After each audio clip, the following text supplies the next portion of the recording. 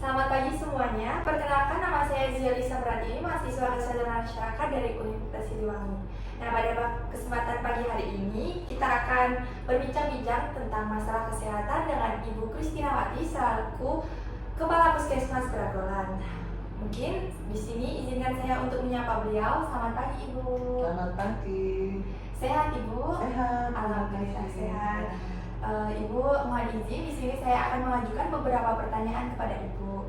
Nah, mungkin yang pertama yang ingin saya tanyakan itu terkait dengan profil singkat dan cerita perjalanan karir sehingga bisa menjadi kepala puskesmas.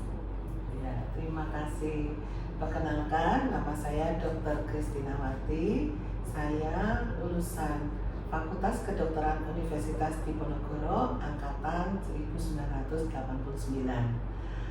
Pertama kali saya dinas di Puskesmas Purworejo, Kabupaten Purworejo sebagai dokter PTT selama 3 tahun. Kemudian pada tahun 2002 saya diangkat menjadi PNS di Kabupaten Purworejo. Berawal menjadi dokter fungsional, kemudian berlanjut menjadi kepala puskesmas, berpindah-pindah mutasi antar puskesmas, dan terakhir saya dinas di Puskesmas Bragolan Kabupaten Purworejo. Wah, sangat menarik sekali ya Ibu perjalanan karir Ibu mulai dari awal sampai sekarang menjadi kepala puskesmas. Mungkin untuk pertanyaan selanjutnya Ibu terkait Puskesmas Bragolan ini mencakup berapa desa ya Ibu? Puskesmas Bragolan terletak di Kabupaten Purworejo, Provinsi Jawa Tengah. Wilayah kerja dari Puskesmas Bragolan ada 14 desa. Ya, kami Puskesmas Purworejo itu berada di dataran rendah, ya. Jadi tidak ada pegunungan sehingga akses ke desa itu cukup mudah. Baik Ibu, mungkin untuk selanjutnya itu apakah ada Ibu pengalaman yang paling berkesan selama Ibu menjabat sebagai kepala puskesmas yang ada di bidang kesehatan gitu? Kalau yang paling berkesan selama bekerja di dinas di puskesmas, ya tentu ketika zaman pandemi COVID ya. Ketika itu kita ketika itu COVID itu adalah suatu penyakit yang baru ya. Kita tidak tahu perjalanan komplikasinya, kita harus belajar, kemudian melihat situasi pandemi yang begitu mencekam ya. Kita tetap sebagai tenaga kesehatan harus berada di garda terdepan, termasuk di puskesmas ya, dari mengirim pasien sampai ke pemakaman jenazah yang meninggal karena COVID. Setelah pandemi COVID itu berakhir, dilanjuti dengan imunisasi vaksinasi COVID.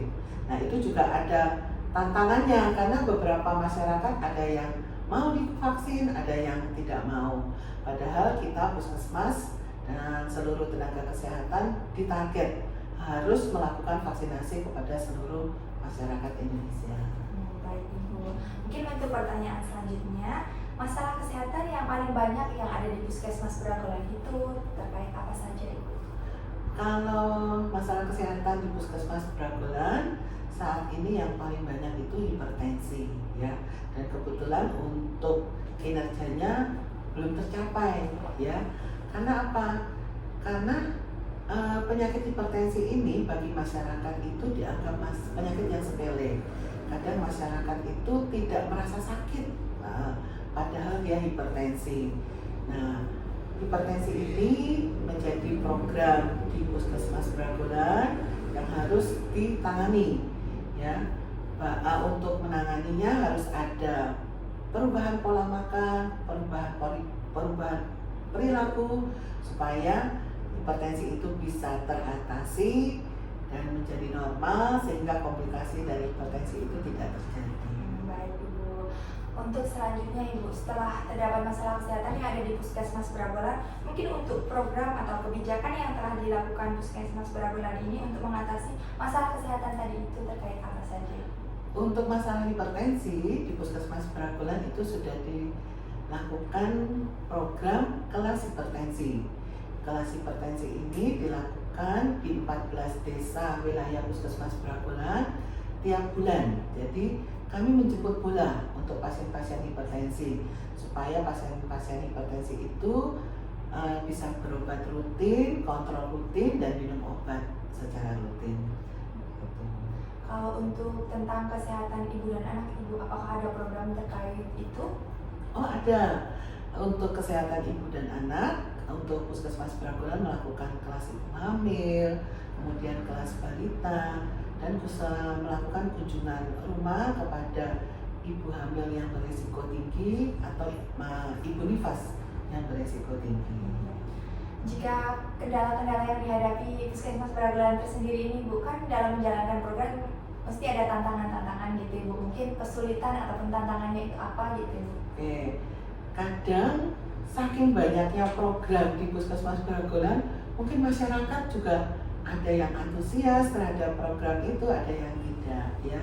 Misalnya saja program kelas hipertensi ya.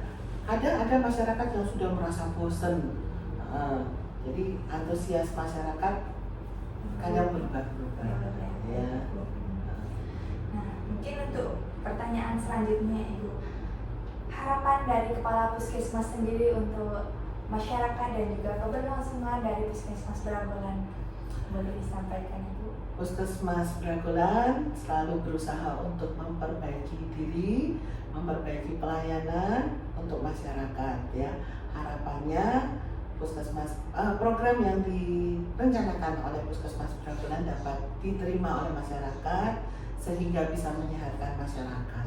Baik Ibu, terima kasih Ibu atas pemaparan yang telah disampaikan oleh Ibu Kepala Puskesmas Bragolan, Ibu Kristina.